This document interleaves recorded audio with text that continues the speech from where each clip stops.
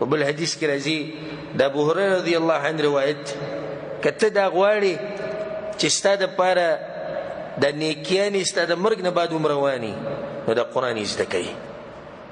د قرآن زده کوي نورو ته وښایي عمل پرې وکړي حدیث کې راځي ابو هريره رضی الله عنه روایت دی رسول صلی الله علیه وسلم وایي إن مما يلحق المؤمن من عمله وحسناته بعد موته وی مؤمن ته چې د مرګ نه بعد کمې نیکیانې رسي نو هغه د یو څو خبرو د لاسه رسي او د حدیث ځان سره یاد کړئ چې دې دا کوم طریقې چې رسول صلی ذکر کوي چې د دې د لاسه نیکیانې رسي چې په دې باندې تاسو هم عمل وکړئ اولنۍ خبره علما علمه ونشره علم یې کړی دی بیا خلکو ته ښولی قرآن یې زده کړی دی خلکو ته ښولی دا صدقه جاریه ده ته به قبر کې پروت او نیکیانې به په تا پسې شټاټي د میټر به کولاوي او بیا به ستا هغه اعمالو هغه تلې چې دغه به درنېږي عملنامه کې به نیکیانې لیکلی کېږي نو د قرآن فضیلت شو چې دا قرآن تاسو کوم زده کوئ اوس که نه او د هغې دپاره راجمع شوي ما ورته ناست یو دا داسې عمل دی چې د دې ثواب به انشاءالله موږ ته د مرګ نه بعد هم میلاوي او د حدیث به د فایدې دپاره پوره کړم دویمه طریقه وولدا صالحا ترکه او چې نیکعمله بچی شاته پرېږدي نیکعمله بچی شاته پرېښوده مطلب چې دی مړ شي او دنیا کې چې کوم بچي پاتې شي هغه نیکعمله نو بچو له دینی تربیت ورکوي دین ورته وښایي که ته ورته ډېر د انګلیش سبقونه وښایې او که ته ورته ډېره دنیا وښایې خو د هغې ثواب تا ته په قبر کې نه میلاوي که ته دا غواړې چې د نیکیانې تا ته په قبر کې هم میلاویږي نو خپل بچي د هغوی نه نیکعمله اولاد جوړ کړئ هغوی له دیني تربیت ورکوي هغوی ته وښایي چې الله څوک دی هغوی ته وښایي چې پیغمبر صلی الله علیه وسلم څوک دی او هغوی ته وښایي چې قرآن څه وایي قرآن کې څه دي د الله پیغمبر څه وایي د الله سره محبت د پیغمبر صلی الله علیه وسلم سره محبت د هغه په زړونو کې کېنوئ درېیمه خبره چې په حدیث کې ده ومصحفا ورثه او یو قرآن یې چاله ورکړی دا هم د قرآن فضیلت دی قرآن یې چاله ورکړی یعنی جماعت کې قرآنونو ته ضرورت دی ډول قرآنونه اخیستي چې څو پورې په دې قرآن کې تلاوت کړي دته نیکیانې چې د هغه سټاټي دي او دته ثواب میلاوي او دې خبرې نه موږ نه یو خبر اکثر نورو ته وایي قرآن حلواله وایي زموږ په کار دی ته هغه له هغه موقع ورکوې او په خپله ځان نه ضایع کړې په قرآن څو خرچه راځي چې اخلي نو په کار دی چې موږ خپلو جوماتونه وګورو په کار دی چې موږ خپلې مدرسې وګورو به مدرسې کې د قرآنونو ضرورت دی او څومره قرآن دومره قرآنونه پکار دي ستا په یوازې طاقت نه رسي ملګري راجمع کړه ملګري راجمع کړه هغو ته دومره قرآنونو ضرورت دی دی فضیلت دی دا نیکیانې به موږ ته د مرګ نه بعد هم میلاویږي هغوی له یې قرآنونه واخیستو جوماتونه ولټوئ کوم جوماتونه کې قرآن نشته هغو له قرآنونه واخلئ دا غټ د ثواب کار دی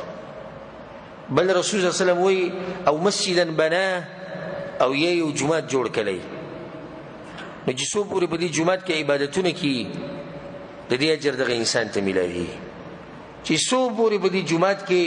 درسونه کیږي او منځونه کیږي او بیانونه کیږي او عبادتونه کیږي او ذکر او اذکار کیږي د دې اجر به دغه انسان ته میلاویږي نو دی په قبر کې پروت او اجر پسې رواني جوماتونه جوړ کړي د الله بندګان دا ځمکې مې ساتلي څه دپاره مې ساتلي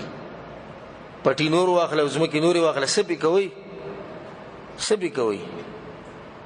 چې مړ شي خبره ختمه شو کوم انسان سره ځمکې ډېري علاقه کې د جومات ضرورت دی جومات پرې سبا نه شروع وکړئ بنیاد کې دی الله به یې ته جوړول اسان کړي او تاسو بنیاد کې دی ځمکې وقف کې د جوماتونو دپاره د مدرسو دپاره د خیر د کارونو دپاره ځمکې وقف کړئ چې دا ځمکه ستا دپاره فایدهمنه شي او ته به قبر کې پروت او ته د اجر در رواني څومره غټه خبره او بیتا لابن السبیل بناه او یا د مسافرو دپاره یو کور جوړ کړی، آرامګاه چې ورته وایي،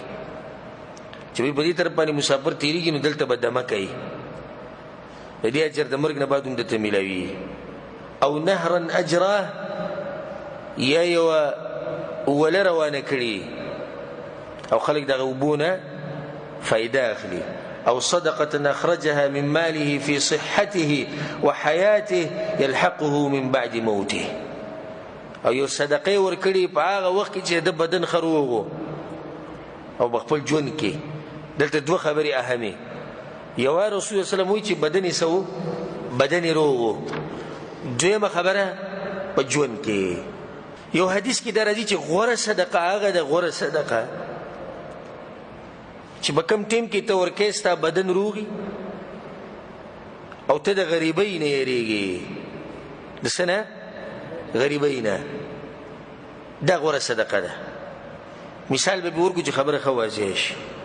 غریبۍ نه سړی څنګه یېرېږي؟ یو سړی دی روغ رمټ دی، هیڅ مرض پکې نشته، بچي دی، ښځه ده، نو د امید دی په دنیا کې د پاتې کېدو. امید شته که نشته؟ نو د غریبۍ نه یېرېږي. ځکه چې دی وایي چې ما ته خو ډېر کلونه پراته دي، ډېر وخت ما ته پروت دی، او بچي به یې او نوسي به یې او کړوسي به یې، نو که زه دا پیسې ولګوم دا خو به زه غریب شم. په داسې وخت کې صدقه فایده منئ. او یو سړی دی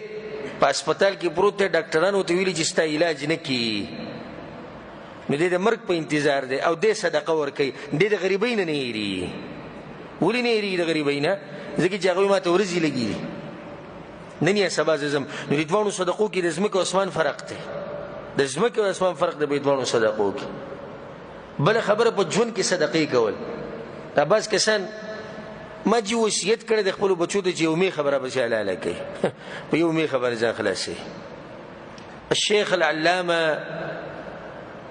محمد بن صالح العثیمین رحمه الله د سعودي عرب په غټو علماو کې و، بلکې د امت په غټو علماو کې یو فقیه انسان تېر شوی دی، الله یې د هغه قبر رڼا کړي او الله دې سره زموږ ملاقات په جنت کې وکړي. د هغه نه چا دا تپوس وکړو چې دا صدقه په ژوند کې ښه ده که نه د مرګ نه بعد ښه ده؟ نو یو سړی د پیسې ورسره دي، دا پیسې چې دی په خپل لاس ورکړي غریبانانو ته ښه دي؟ په خپل لاس جومات جوړ کړي دا ښه ده؟ که نه بیا وصیت وکړي د خپلو کشرانو ته چې ما پسې به دا کار وکړي؟ کم کار غوره دی؟ نو شیخ رحمه الله ډېر ناشنا جواب ورکو. هغه ورته وی چې کله ته په داسې لار روان یې چې هغه تکه توره تیاره یي او تا سره ډیوه یي، نو دا ډیوه به مخې ته نیسي که شاته به نیسي؟ هغه وایي چې مخې ته به نیسو. نو په قبر کې تېرېږي د مخکې نه رڼا که ته وروسته رڼا راغواړې، وروسته څه پته لګي مني نه مني، کوي نه کوي. د مخکې نه خلک چې دی صدقې ورکوي، په ژوند کې ورکوي، په خپل لاس یې ورکوي. نو دا حدیث ما فضایلو په دې موضوع کې راوړو.